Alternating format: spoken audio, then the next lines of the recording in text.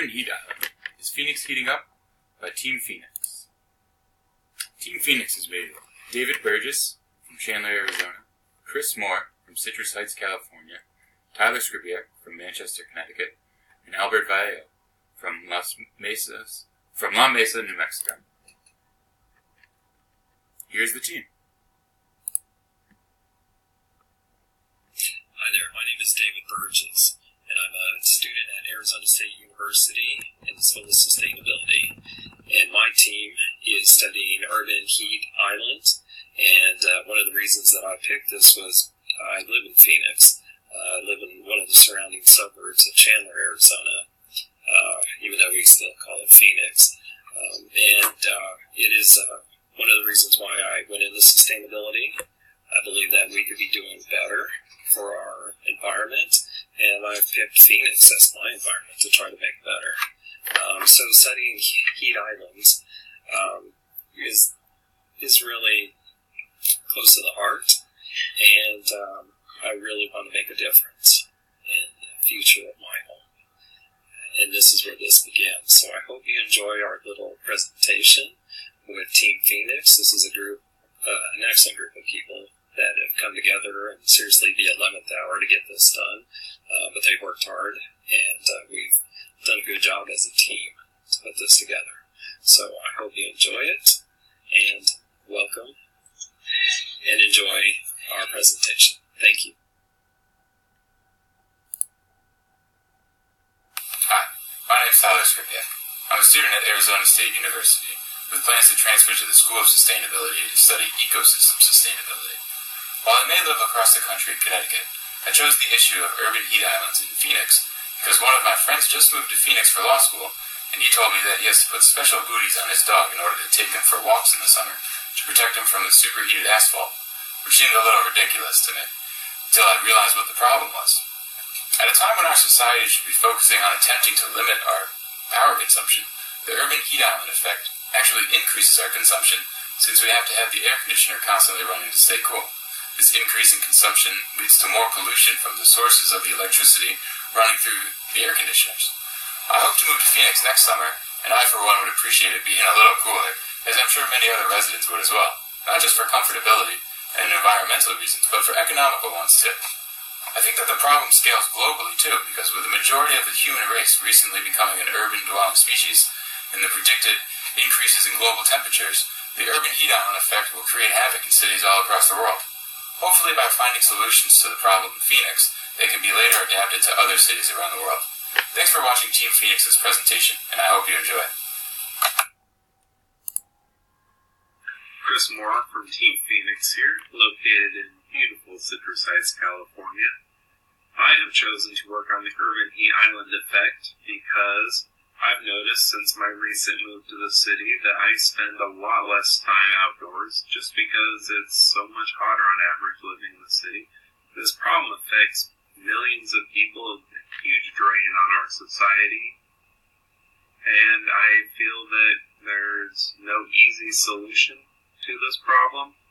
So we need to think creatively, and it's as good a problem as any to solve. So I hope you like our presentation. Hope you have a good day.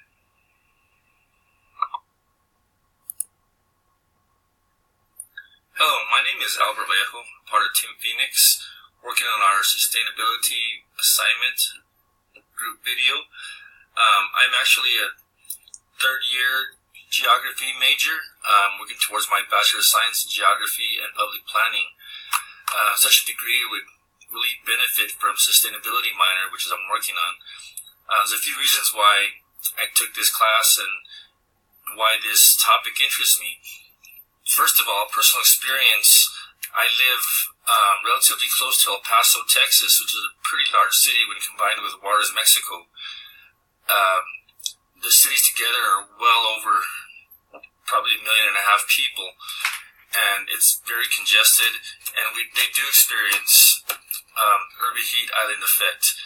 And I feel this as I travel from that area to my home, which is rural southern New Mexico.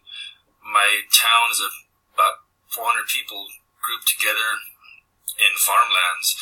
So when I travel from my home to El Paso or from El Paso back to where I live, I feel the effect of the urban heat island. I can tell it's there, so I can witness it firsthand, and I can see how it can be detrimental to an area.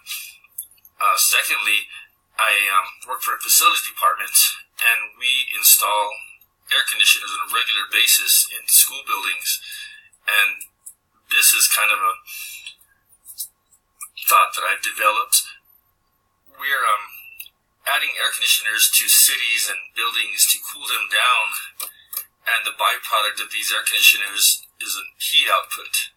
So if you figure that the air conditioners are cooling a building, but heating the outside of it, contributing to the heat island effect, new buildings that are being put up have to have larger or more accommodating air conditioners, which in turn magnify the effect, leading to the wicked problem. That's a primary example, and that's just been on my mind since I started this class. Anyway, I'm looking forward to finishing this project up. My teammates have been very helpful and understanding with my lack of technological skills. But nevertheless, thank you for watching. I hope to help you learn and understand this problem through our presentation. Thank you very much. So what is urban heat island effect? Well, Phoenix is considered an urban heat island because the city area of Phoenix has much higher temperatures than the surrounding rural areas, especially at night. Heat is captured easier and retained longer in the city, impacting health, pollution, quality of life, and more. Here we can see a diagram of the heat temperature. As it goes over the city, you'll notice that it's higher, and as opposed to when it's lower, over different desert areas and agricultural, more rural areas. Here we can see the temperature in downtown Phoenix at the airport is significantly higher than the rural area, which is 1 hour south, and the disparity has been growing over the years. So what causes urban heat island? Well, the increase in asphalt and concrete for infrastructure causes it. The dark roads, buildings, and sidewalks absorb heat and trap it for longer due to the albedo effect. The lack of green spaces and vegetation for evapotranspiration also affect it. Increases in heating and cooling systems pumping out exhaust, increase in automobile exhaust, and impermeable surfaces that don't allow for moisture to reach the surface, soil, and plants. Cities are mostly made up of metal and concrete, which have low heat capacities, thus radiating more heat than the rural areas, which have moist, permeable ground. And the grid layout of the tall buildings can trap heated air and circulate it closer to the ground rather than letting it rise, almost like a convection oven. And the dark roofs of these buildings absorb and retain heat, and the color of the buildings and the glass reflections can increase the solar radiation by reflecting it back down to the city. While the heat typically peaks during the day, the real effects are often felt at night, when all the stored heat is released exothermically back into the air, causing temperatures to remain warmer than the actual air temperature. So who are the stakeholders here? Well, we have the citizens of Phoenix, who are using their cars and cooling and heating units to cause the exhaust. They respond to the increasing heat, by using more, which creates a positive feedback loop. They may see the problem as an issue for the city of Phoenix to solve, rather than adjusting their own behaviors.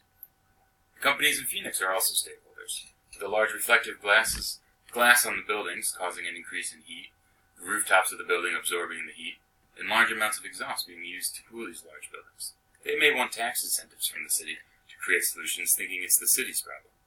And then you have the city of Phoenix itself, with the grid layout of the city creating an urban canyon effect, convecting the hot air rather than letting it escape, and also increased growth and expansion of the city exacerbates the issue through land resurfacing, where green space is taken and turned into impermeable surfaces.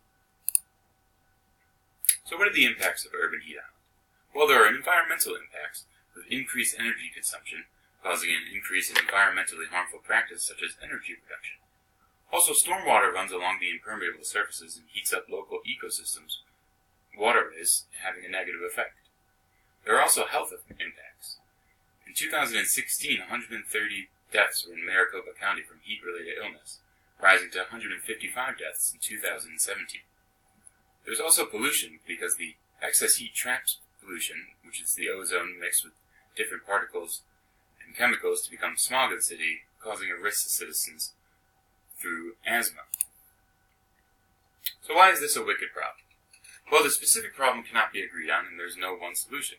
All the solutions that would produce the best results basically involve tearing in the city and rebuilding it with the sole intent to reduce temperatures.